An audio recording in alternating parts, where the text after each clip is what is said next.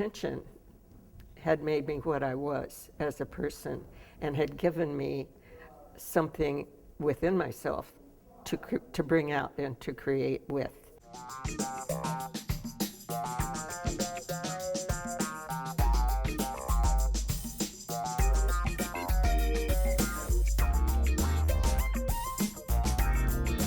Welcome to Southern Vermont Artscapes, a collaboration between the Greater Manchester Arts Council and Equinox Village. With me today is Musick, an artist, sculptress, poet, who has a lifetime of pursuits to share with us. Welcome, Pat. Thank you, Beth. It's a pleasure. As I've been reading material, and I think I could spend a lifetime reading about your life, one of the things that struck me and really rang true for me was your statement that you were an artist beginning at age 4. And I'd like you to sort of share with me what being an artist at age 4 means, because we often think of a young child as exploring and not defining who they are, what they will be. But you, over and over again, have said, I became an artist at age 4. Well, if I had to sum it up in one word, it would be feeling. It was a feeling that I had to be an artist.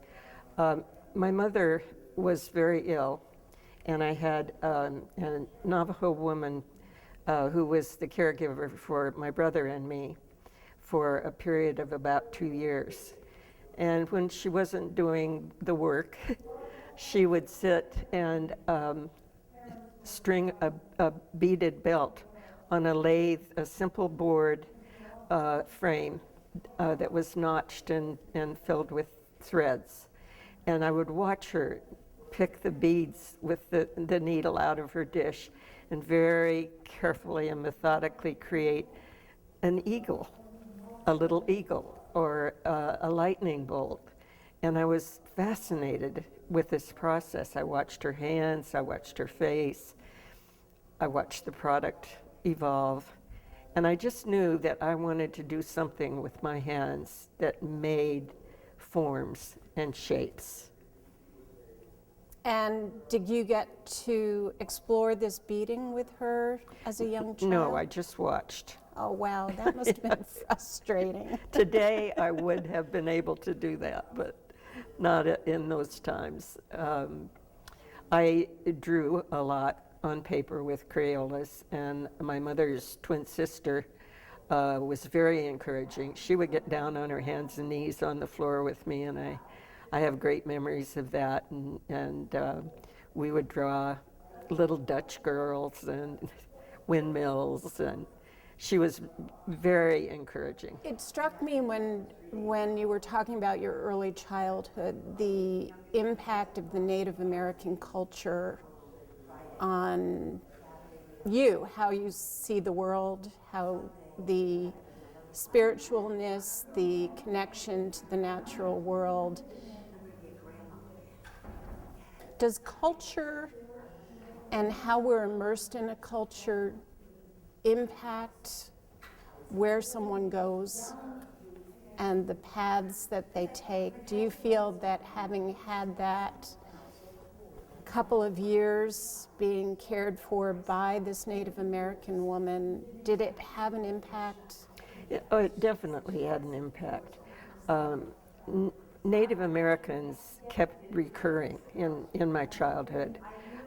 We lived for a period of time in Albuquerque, New Mexico, and where there was a dominant Native American culture. And I loved the visual patterns of their life. My great, I believe it is, grandfather was the territorial agent for Iowa before it became a state. And I like to think that somewhere in his life there was a Native American woman because the facial characteristics exist they're particularly strong in my dad's generation. He had 7 brothers, and I could see the high cheekbones, the small eyes, so that's always sort of been a mystery that has affected and influenced, I think, my life. I do love other cultures, and in the last decade, I have allowed what was probably a 30-year journey to Italy. I've allowed the Italian culture to become a very, very strong influence in my life. So if I'm not partly Native American, I'm sure I'm partly Italian. There's sort of a connection to food, which Yes. is a connection to the earth, and it becomes a ritual Yes. in both cultures, I believe, as well as just the earth and the connectivity of man to the earth. And in your descriptives, there was the use of the word tension, which I picked up not only, and I would like you to talk a little bit about how your art informs us about the relationship of man to the earth, but it also came up in your interview, or not interview so much as you're listening to astronauts share their experiences. And I sort of felt that tension again, that theme continued. But share with me a little bit about how tension in your work has informed your work. I had to learn in my late 20s and early 30s about the value of tension in my life and in how I wanted and what I wanted to express. My parents' marriage was not a happy marriage, and there was a tremendous amount of tension. And this impacted both my brother and me emotionally. It was like a cloud that we carried for quite a while in our lives. It was a negative. And with the help of a wonderful woman psychiatrist at Mary Hitchcock Hospital in Dartmouth, where I lived for 11 years, I was able to begin to see tension as a positive. That tension had made me what I was as a person and had given me something within myself to bring out and to create with. So I see, you talked about the environment. I see the tension that exists in our environment between the forces that nature exerts upon our earth and the forces that mankind exerts upon our earth, frequently negative forces, hurricanes, tornadoes, burning and deforestation on the part of mankind. And I look for where the positives are in that. And I create a work of art that contains both the negative and the positive tensions. And I hope that the end result is something that a person will look at and say to themselves or feel, it's a cohesive whole. These good and bad tensions have been put together to make something beautiful. Is there something that we as creative individuals need to be doing to make the interpretation, the response to that work, even this work behind us, to make it more understandable? Do people need to learn that language? Or is it there somewhere? I definitely feel that they need to learn the language. That's their responsibility in the act of creation. But I had a teacher once who said, you must be able to articulate your work. And I came to really believe that. it was my responsibility in the act of creation to somehow or other verbally articulate the abstraction. It's one thing to look at a very realistic still life, and it's pretty understandable. But whenever you begin to diverge from that in form or shape or content and abstract, it becomes increasingly difficult. I was very, very fortunate that during my years at Cornell, I was accepted into the graduate program. I had ended up having to write a master's thesis, and then my committee pushed me to go ahead and do the doctorate, and so I did a doctoral thesis. And I'll never forget the first draft of the master's thesis I clutched in my arms and took to my chairman and put it on his desk, and when he handed it back to me, it was full of red ink. I've never seen so much red ink in my life. And after I mopped up my tears and talked with him, I began to realize the importance of how I articulate. And I worked very, very hard for a number of years on that.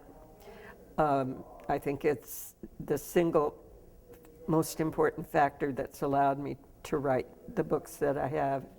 And whenever I finish a page, I go over it and over it and over it and wordsmith it, and trying to make it, as my chairman said, as clear as you possibly can to the totally naive reader or viewer.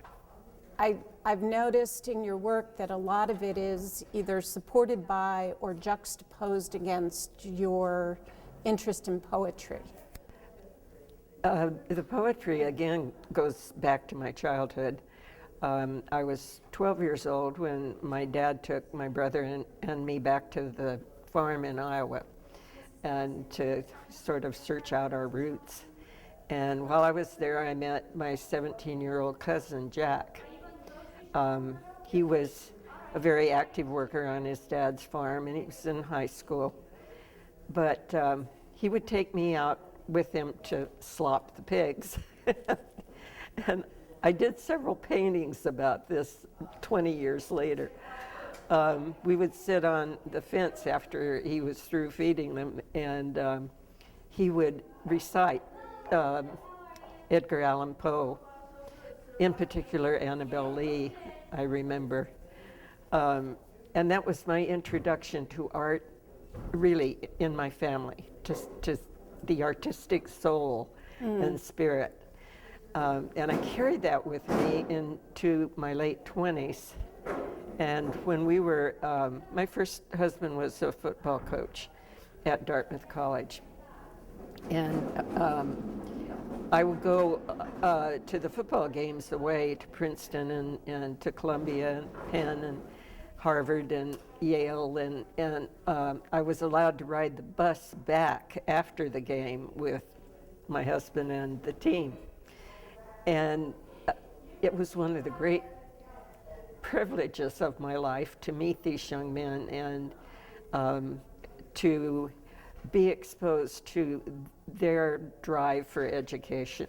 I didn't have an undergraduate degree in college. And there were 2 or 3 who particularly encouraged me to audit this course or go to this lecture or read this book.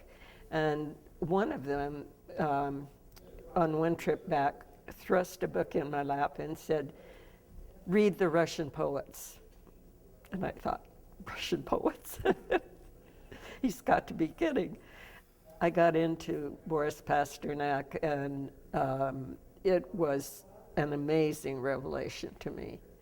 And the construction of the words on the paper, the shape and the forms were like a painting to me. And I just fell in love with poetry, and so I began to try to express myself that way. That was one of the problems with my master's thesis. In the first draft, the red ink was because I was too poetic. One of the challenges we have today, and you've been an educator as part of your career path. We've been seeing art being pulled out of our schools. We've been seeing it looked upon as less important than math and science and English. For those of us who are creative and have pursued a career of the arts, we get inflamed that our society could belittle this language. And I'm just curious, if we were to stand up and fight for art as an important part of the ABC curriculum, how do you think it would change how the next generation or the next several generations might deal with the challenges of our society, the issues that you try to solve through your own work, but how might it impact the next generation, do you think? Well, I definitely think that it would.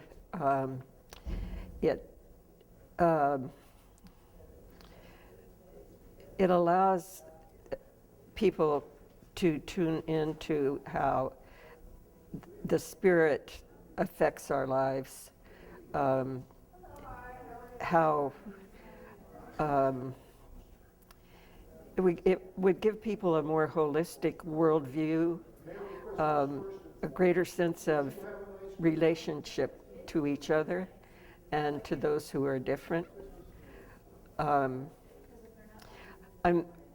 I'm very proud of the fact that 2 of my daughters are involved in the very effort that you are referring to. They are already standing up and fighting. They are both elementary school teachers, one in Colorado, one in Long Island. The one in Colorado integrates art in all forms into the curriculum, and that was her major in college. And so she takes a curriculum unit and then sits down and says, how can I fit visual art or dance or music or poetry into this learning process? And she's been very successful at it. And my older daughter is